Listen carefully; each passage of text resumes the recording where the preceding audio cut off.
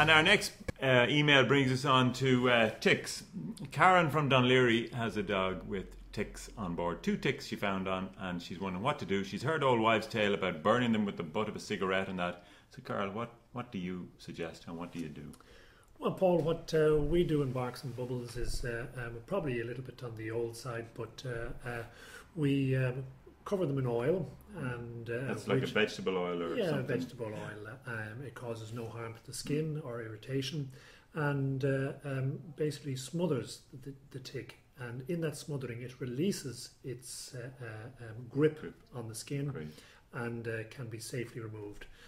The issue is if you don't release the tick by whatever means, the old wives' tale burning or whatever, you can pull the body of the tick off, leaving the claws in place, and that can cause a problem, and that'll be down to your end of things. Yeah, every now and then you'll see like a small little pustule in the skin, and it's just as a result of a tick's body or head and claws not stuck in the tick in the skin.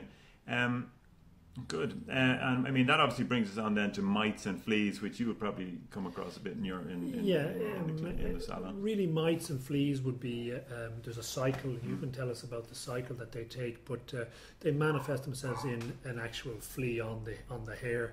And in those situations, we would obviously brush them thoroughly, removing the living mite or flea.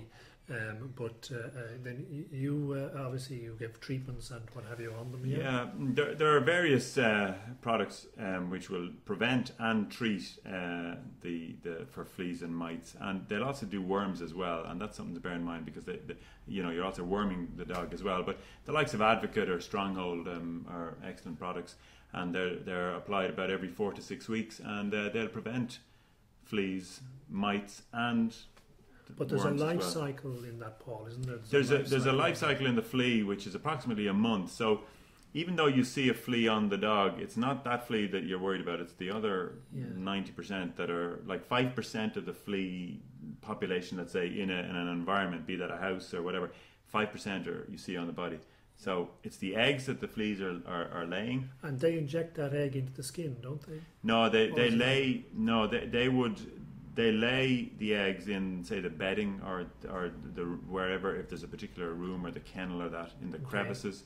So now, Advocate and Stronghold will actually affect the environment as well. But there are products such as Acclaim, and there are other products where you can spray, say, a kennel or a bed and it will kill the larvae, the young larvae that are well, in the salon, what we do, if we find an infected dog, we sterilise the area, because obviously you bring another dog into that area. If there's an egg on in the vicinity, you'll reinfect. Or I mean, it would really be serious for you. It's serious for us as well. I mean, if the dog with fleas comes in, but in particularly in you guys, you're treating the hair all the time.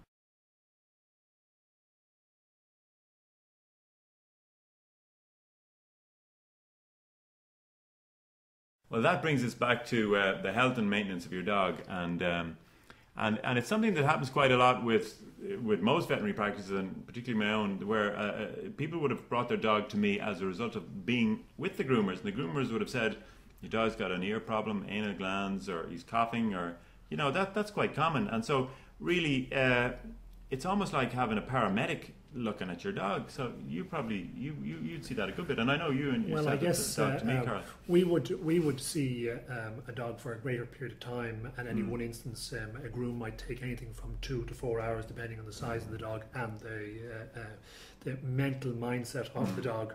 And a couple of weeks ago, I sent a dog along to you, that's right, who was out exercising, a collie.